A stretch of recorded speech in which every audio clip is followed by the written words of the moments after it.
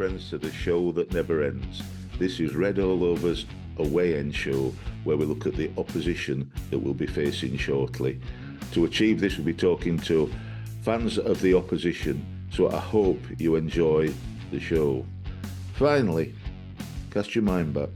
I remember a 4-year-old boy being lifted over the turnstiles to his first match at Oakwell, standing on the Kop watching his heroes such as Barry Murphy.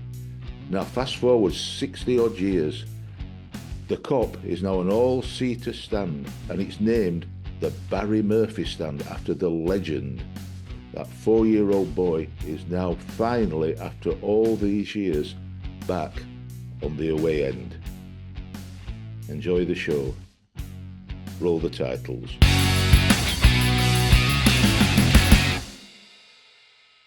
Welcome to the Red All Over Away End show, featuring Luke White from the Simply Redz podcast on behalf of Crawley Town. Now, it's a podcast rather than a YouTube channel, isn't it, Luke? I don't know why, because, you know, you've obviously not got the, you and your colleagues who I've listened to and seen the photos, you're not that bad looking that you need to be an audio podcast. I mean, you know, maybe not as much as such as me and Alan Smith on Red All Over, you know, the oldies, but you're not that bad. So I don't know why you're not on YouTube. Maybe you can explain it all. Yeah, I think you know I'm sort of more recent to the podding scene than Ruben and Sam, who are the sort of main hosts of the podcast.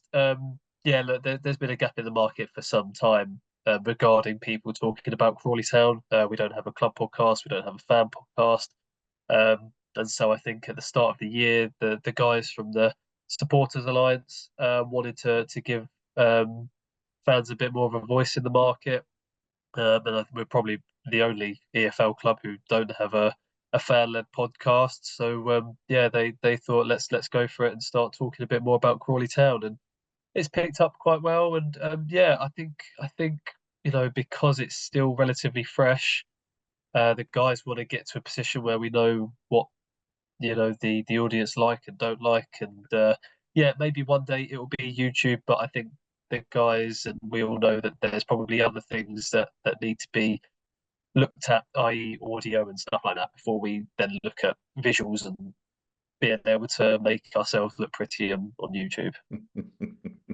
I promise you, it's not easy. We started off as years ago, we started off as a radio show on a local radio station that was then closed down. I don't think because of us. I don't. Well, you never know, do you? But I don't think it was because of us. So we moved to YouTube, and then during COVID, which was interesting. So that's why we got used to Zoom, because there's no other way of doing it. Yeah.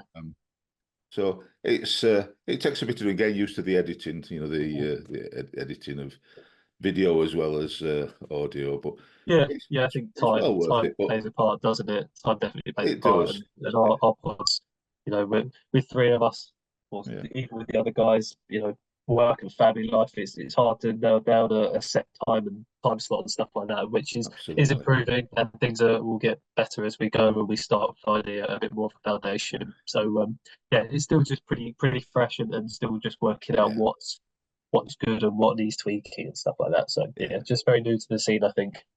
Well, we've switched the other way, that this season we've just started to go on Spotify as well as YouTube, so that people can listen to it if they wish on the car, in the car to work, or with their eyes shut and not have to look at us. So, and you know, truthfully, I think that's probably a benefit to most people. So, right, Crawley Town, you came up via the playoffs last season, and I saw the playoff. Like I told you before we started, I saw the playoff final where you beat Crew 2-0, and I have to say I was impressed with the way you played football. It was a really good performance, I thought.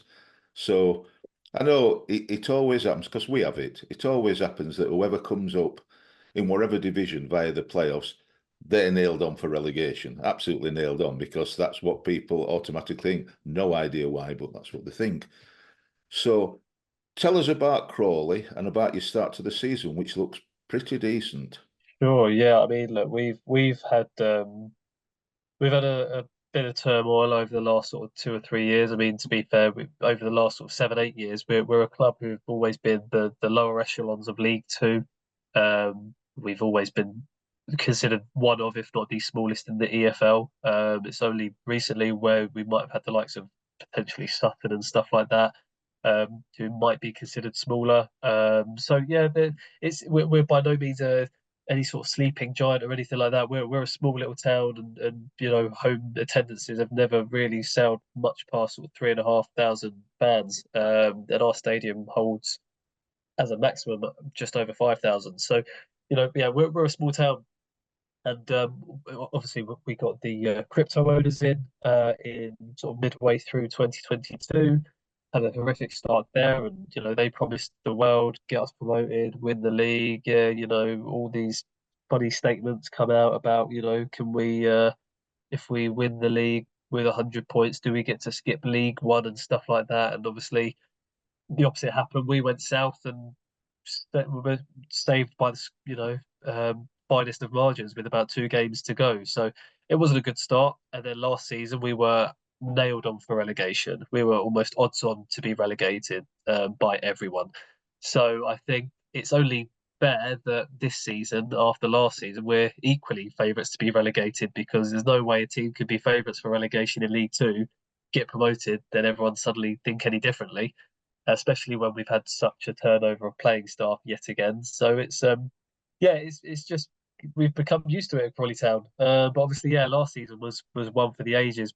Probably the best season in many ways. We've had a couple of good seasons when we first got out of the conference and when we first got promoted from League Two in like 2011, 2012. But last season was special. First ever trip to Wembley, first ever run in the playoffs, set records along the way in terms of, you know, aggregate score lines in playoffs, and then to get to Wembley, and for the most part it was a pretty comfortable game. It wasn't probably our best performance of the season. Maybe that's because we were really good at our jobs on the day, but the day itself was yeah, the best day that any Crawley Town fan could ever hope for. You know, it's a dream to play at Wembley, and you just sit there and think, we'll never get a chance to play at Wembley. We're never going to get on a cup run, even the EFL Cup. We'll never get a run in the trophy there, and then we're not the sort of team to sort of make a promotion push or playoffs. So yeah, last season was one for the ages, and one that will never be forgotten in our club's history. And you know, that's how we've got here today and started the season, I'd say, really well, with sort of 2 wins from three, and yeah, 6 points and three good performances. Unlucky not to have more points on the board, to be honest, but it's been a good start, and we'll certainly hopefully take that forward into the games Saturday and games after that. Well, I'd rather you didn't, but you've made a good start. Tell me about your start, because in the league, as far as I can remember, you've only conceded 1 goal. You scored. I can't remember how many you scored. You've won. You lost 1-0, didn't you, against Wigan? We lost 1-0 to Wigan. They had 2 shots the whole game. We had 9 or 10, but they weren't massively good chances. But we had 71% possession, so a lot of positives. But like a lot of teams, if you don't have that striker or that finisher up top, having the ball doesn't really mean a lot. And there's a lot of positives to take, but yeah, you just can't sit there and come away from a performance like that without feeling a sort of what if, or we should have got something from the game, which is crazy, considering, you know, a lot of people were saying record points haul this year for Crawley. They're barely going to get off the mark, and to already have 6 points. And so it's yeah, we've conceded 2, we've scored 3 because we beat Blackpool 2-1 on the opening day, and we only conceded there because of a bit of a freak goalkeeper booted it clear, hit their player, rolled in. And then we beat Cambridge 1-0 with a late winner, which I think I certainly was looking at that as being a bit of a relegation 6 points of this season, and thought, you know, they're the sort of teams we need to be picking up points off. So yeah, that's how we've got here, and yeah, we've had a good start so far, albeit obviously lost last night and lost on Saturday to Wigan. All 3 teams that you've played so far in the league are decent teams. Blackpool especially come very close to getting in the in the playoffs. So there were a few moments when we thought they might take our berth because we dropped like a stone towards the end of the season, and Blackpool as well and Lincoln City both went on good runs and pushed us all the way, and we secured it on the final day. So for that, we were very grateful. So they're good teams to get 6 points out of 9 from Yeah, us. absolutely. So, and you, what is it? Are you? I'm trying to think what position are you? 8th.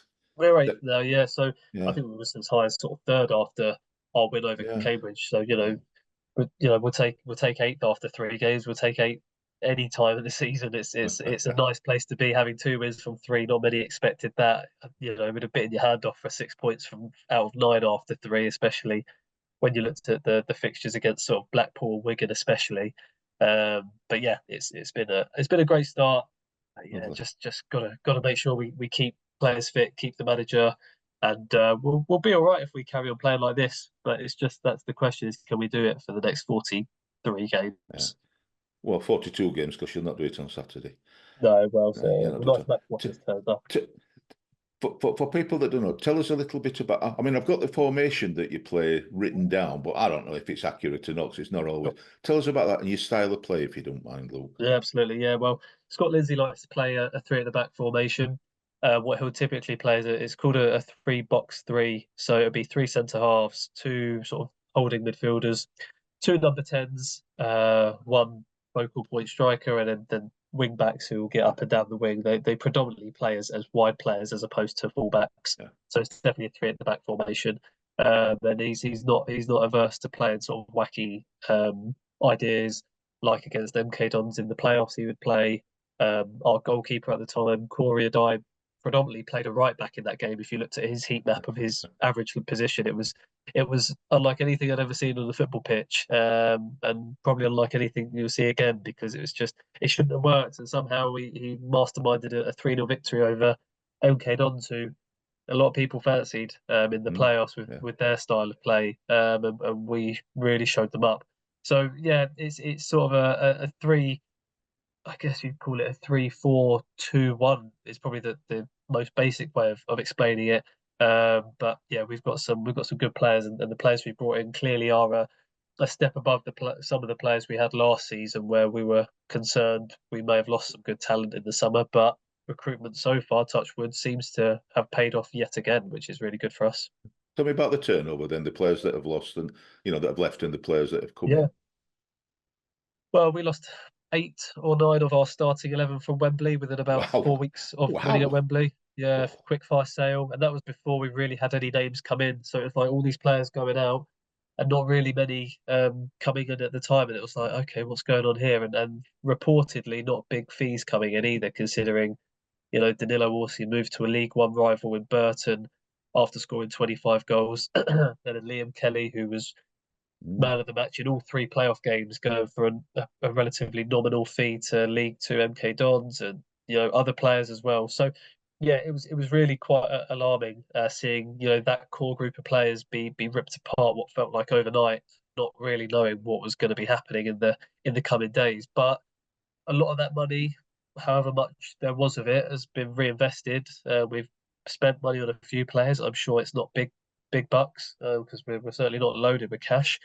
And we've recruited well. We've recruited Josh Flint, who's a really handy left-sided centre-back from the Eredivisie. A couple of players up from Scotland, who the goalkeeper, Jojo Wallacott, Scott Lindsay knows well from his time at Swindon. And there's a couple others as well. But I think that of the players we've kept, and there aren't many, it seems we've kept the ones who we know can and will and are doing a job so far for us in League One, in the likes of Ronan Darcy, Jeremy Kelly, who, if Jeremy Kelly continues this form, he won't be with us in January. He'll be snapped up by a top-end League One team, because he's a phenomenal footballer who we picked up in January from the sort of MLS second division. I don't really know how their structure works out there, but he certainly wasn't MLS, but he was divisions below that. And then Jay Williams, who has picked up a bit of notoriety in the last 24 hours because of some unsavoury tackles he made last night against Brighton. But he's sort of Scott's on-field enforcer, and is sort of the captain of the team when Dion Conroy's not fit, who isn't fit at the moment. So yeah, it's the guys have done really well with the recruitment. but we're just lacking that bit up top. We're not taking the chances that come our way.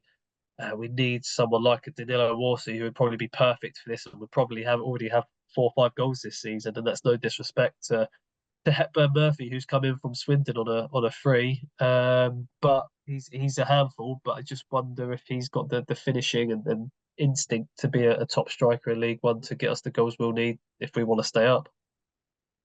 Right, for Barnsley fans, who do you think on Saturday we should be looking out for? Because a few of us are I'm not coming, but there's a few red all over people coming. So who should we look out for?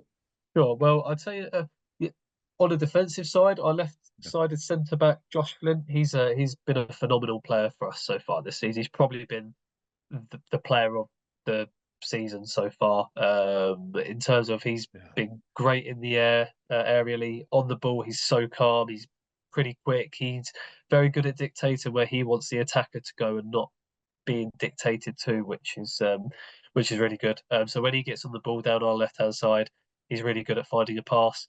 And then it'll be Jeremy Kelly going forward is seemingly the sort of most dangerous person. He's all over the pitch. He sort of plays in that number 10 role, but does sometimes get pushed out to a wing-back role. He's quicker with the ball than he is without it. It's a very unusual very unusual style he's got, but he's overwhelmingly fast. And look, honestly, anytime anyone gets to watch him live, he often puts in a good sort of 8 out of 10 performance. So Jeremy Kelly, Josh Flynn, and I would probably go for a third of. I'll go for Armando Jr., who we picked up off Fleetwood. So you may have been familiar with him last season because he would have played against you. And he started for us quite well as well. He's rapid, he'll get down, he's direct, and that's really good.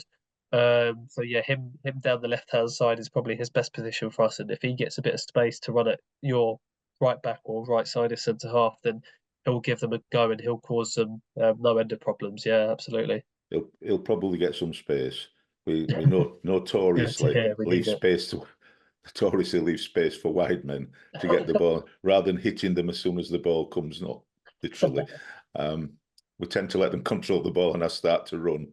You never know; it might change. So that'll be interesting. Tell me apart from the striker business, because we all want strikers. We're no different. And I promise you, I'll not tell anybody else. What would you say your weaknesses? It's just between me and you, obviously. Our weakness. Yeah, so outside from strike, I mean, I think we're stacked in the middle of the park. I don't think there's any real concern there. I don't think there's necessarily a weakness at the back, but I do think we're definitely light on numbers. We've probably got maybe 4 fit centre halves, and 3 of them are playing every week. It's been the same back 3 a goalkeeper for every league and cup game this season, bar one game which we had a different keeper for against in the Bristol Street Motors Cup. So yeah, I would probably say centre back's probably where we are thinnest, but I don't necessarily think it's our worst. I think we probably need a bit of depth out wide. I think we probably do a bit of. We signed a fella on loan from Bournemouth in the summer, and he's gone AWOL. I have no idea, not heard from him. He's never been on the bench, so I can only imagine it's probably not quite the fit that maybe we thought we were getting. I don't know. So out wide, I probably think is where I would like us to strengthen the most. Outside of. Yeah, I just think going forward is where our weakness is so far. What are you hoping for from the season? Safety. Simple as that. Safety. Give me 20th place, I'll take it. Obviously, we've started really well. We've proved we can handle ourselves against competent League One teams, against Blackpool, Wigan. Especially Wigan was an eye-opener. Obviously, you can win on the opening day, but every new club's going to feel like they're going to have that sort of new season bounce, even though there was a big upturn in players. But when you're at home and you're positive mood, you kind of hope and almost still expect it to cause a bit of an upset, which it obviously would have been against Blackpool.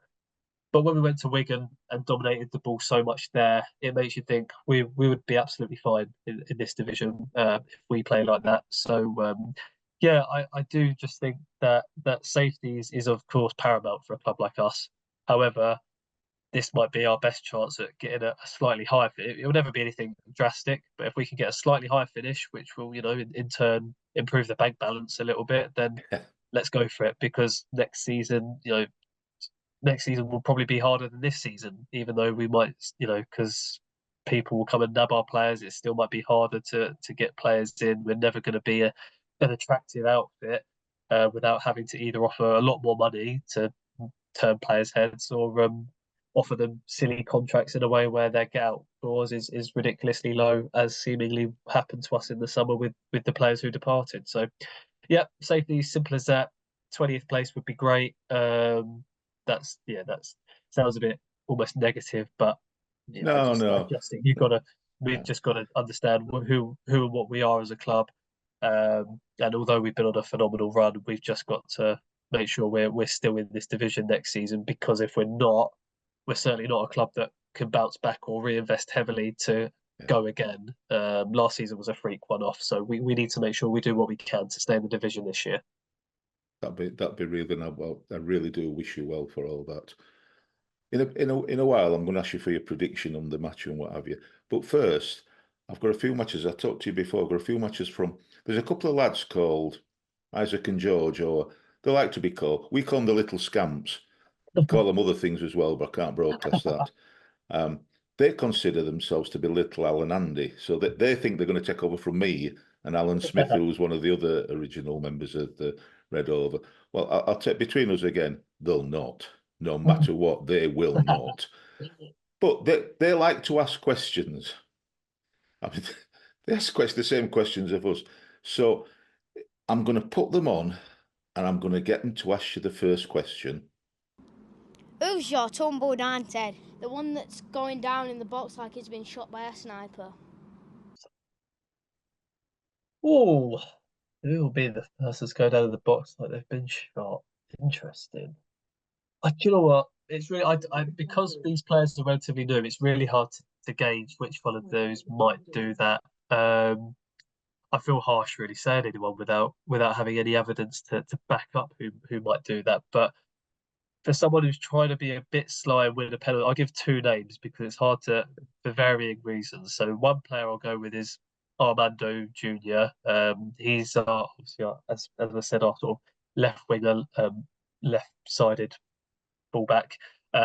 If he can take on a player, he's obviously not going to be the biggest and strongest of fellas, so he will probably be the easiest one to knock off his feet as such. And obviously, he will probably try and be smart with it. But equally, Hepburn Murphy up top is of a similar build, so it could be him if he gets an opportunity in the box. As a second option and slightly left field shout is Scott Malone, who people might think Scott Malone, he's a big strapping 34-year-old no nonsense sort of centre half. He's been playing right wing back for us for the first 4 games of the season, and honestly, I feel like he's the sort of player who he's a streetwise footballer. So if he got a chance to maybe go down in the box and win a sort of tactical foul, I don't think he'd hesitate, to be honest. And he's the sort of I'm not going to swear on your pod, but he's sort of got that sort of housery about him. That's what we call it, housery. Yeah, we'll call it housery. He's got the sort of housery about him to maybe try and feign a decision from the referee. So I'll go Armando and Scott Malone as a sort of left field option. You wouldn't change a thing, would you? I wouldn't. Right, I'll put them on. I'll put them on for the second question. So I hope it's not too brutal for you. Why don't you support a good team? Yeah, like Liverpool or Manchester City. Or best of all, Barnsley. Yeah, why don't I support a good club? I don't think I'm meant to have nice things in life is probably the honest answer. I think I'm cursed with supporting a team in the dregs of the lower English leagues. But the truth of the answer is born and bred in Crawley. For me, it is a case of it's the local team, isn't it? I've been to Old Trafford. I've been to all these lovely stadiums, and it's great. But the feeling you get isn't you just get a feeling, don't you? And it's not about, you don't just kind of get to choose who you support. I could just go and support Manchester City the same I can just go and support Plymouth Argyle, or I can go support West Ham. There's not Brighton. A feeling there. Definitely not. Unfortunately, Brighton, definitely not Brighton now after last night. Oh my lord, it's been an entertaining 24 hours on social media for that. But Yeah, definitely not Brighton. Albeit I do have a lot of Brighton supporting family. But yeah, born and bred in and around Crawley, and I've lived here for nearly 30 years. So I could walk to the stadium in 20 minutes. It's yeah, it's just a feeling you get, isn't it? It's a place of belonging. It's a place of knowing faces and names and feeling like a name. Yeah. So that would be why a bit of a sentimental one for me. No sort of comedy or quip about it. It's I'm destined to support a team who are always going to be the underdogs, and I think that's precisely how I like it. How did you get into supporting them? My dad took me to my first game. I don't really know why, because he's not a massive football. He likes football, doesn't, but he's never been a sort of avid fan of any team. If anything, he's an armchair Liverpool fan because he grew What's up your in dad that era. called? What's your dad called? Luke. Stephen. Stephen. Right. I'll do it for you, Stephen. Leave it with me. So he might be a Liverpool supporter. Might be. Stephen. You're a wrong un. Don't lead your son down a bad path. He supports his local club. Stop it. It is Right, the sorry, best. Stephen. I've got him. Sorry, Luke. He's got a Crawley season ticket this season, along with my 2-year-old's got his first season ticket. So I've actually sort of converted him down to. He was at Wembley with me and my brothers. So I've, if anything, converted him. But Well yeah, he done, took me to my Steve. Well first done. game. He's He redeemed took me to my himself a first bit. game in 2004 when we were coming out of the. I don't even know what it was then. I guess technically now it's like the National League South. But I guess back then it was the Dr. Martens Premier or something like that. So yeah, we were in there. We had a big game against Weymouth. We won 2-1, and it was sort of the big 6-pointer to find out if we could get into the conference.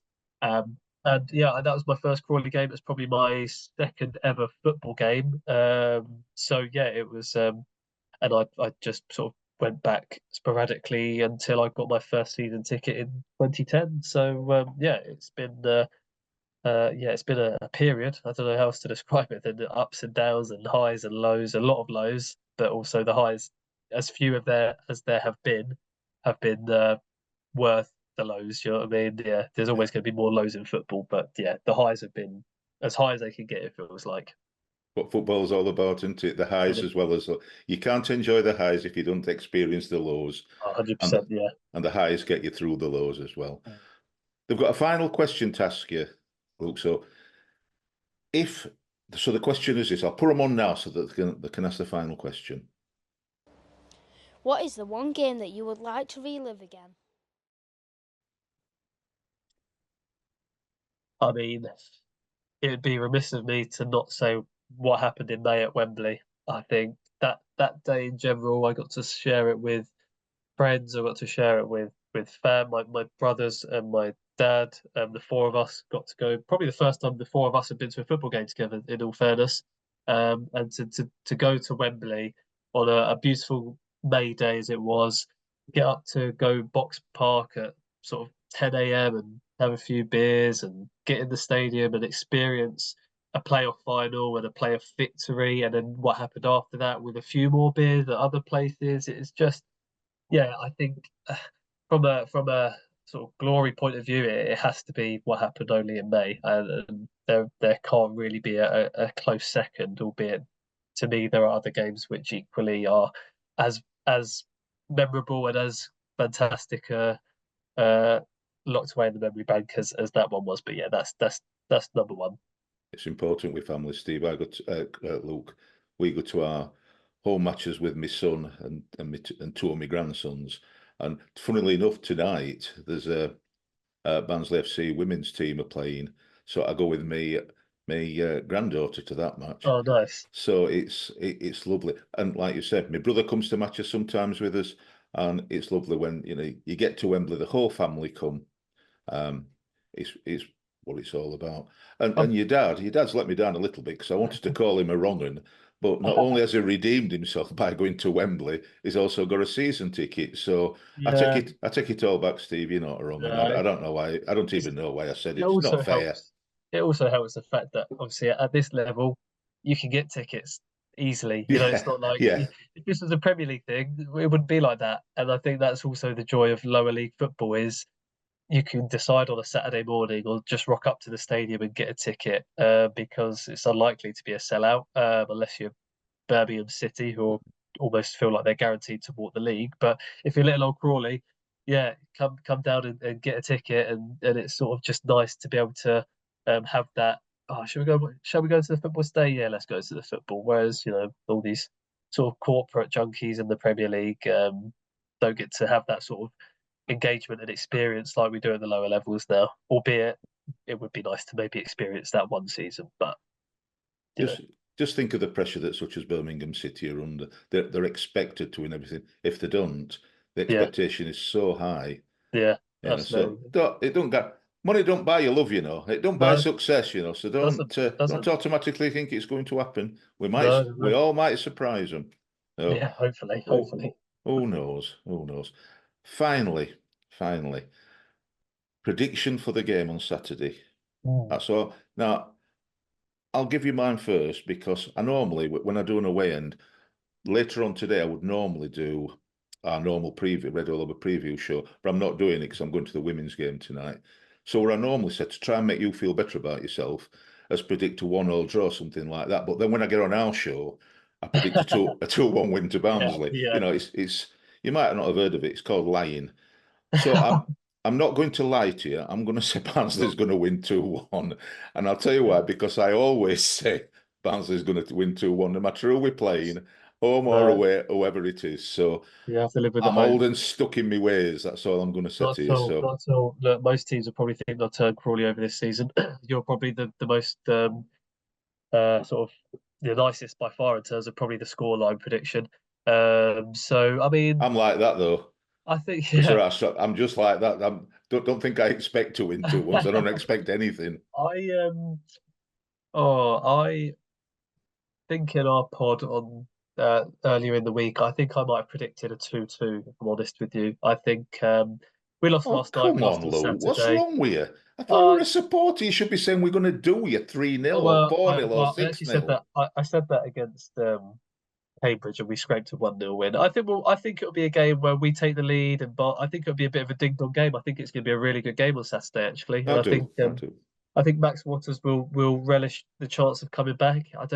He got a chance to maybe play in front of a crowd once at Crawley in his sort of 4 months because of COVID before he left for Cardiff. So he'll probably be excited to come back for the first time and experience a crowd. And I just expect him to score, and I expect it to be a nice open game, and the way we play encourages the odd mistake from us. So there'll be goals in it, albeit our games this season don't necessarily show that. But at some point there's less into life, and I think 2-2 in my head. But if you want my heart's prediction, we'll win 5-0. That's what I like to hear. So, I know you've got no idea if you're saying 5-0, but what I always find, we get young kids. You get young kids, and you expect them to say something. And they always say, "Oh, I think we might scrape a 2-1 win." And you think you're 6-year-old. You should be saying we're going to beat them 10-0. None of this 2-1 business. No, at my age, you can go for the 2-1s and 2-alls and 1-0s and 0-1s and all that, but not when you're 6 and 7. Go for it, go for it. So I'm glad you've still got an inner child there, Luke. Always, yeah. Luke, thank you ever so much for coming on. Thanks for having me. It's been an absolute pleasure to talk to you, and I wish you too. I honestly wish you and Crawley, having watched the Falcaster final last season, all the very best. Obviously after Saturday, and accepting our home match against you later on in the season. But every success, and I sincerely hope you stay up against what some people think is against all the odds. I actually don't think it's against the odds. So all the very best. And for the people watching, thank you to Luke White from the Simply Redz podcast, not YouTube, Spotify and elsewhere, Redz podcast, where he's the voice of reason, unlike the other two who don't seem to know what they're talking about half the time. Definitely not. So it's well worth a listen. I've given it to listen, and it was enjoyable to listen to. So thank you. Thank you for coming on, Luke. Thank you, buddy. Appreciate it. Take care then, mate. Cheers. Finally, as Kenneth Wolstenholme said in 1966, there are some people on the pitch, they think it's red all over. It is now.